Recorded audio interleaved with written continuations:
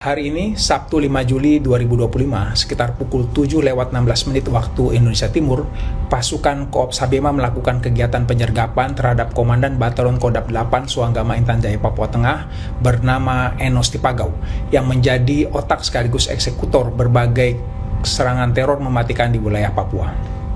Yang bersangkutan terpaksa kita berikan tindakan tegas terukur karena tersangka utama pelaku berbagai kejahatan kemanusiaan di Papua ini melawan bahkan menyerang prajurit TNI saat hendak diamankan dari tempat persembunyiannya di Desa Baitapa, Kabupaten Intan Jaya, Provinsi Papua Tengah.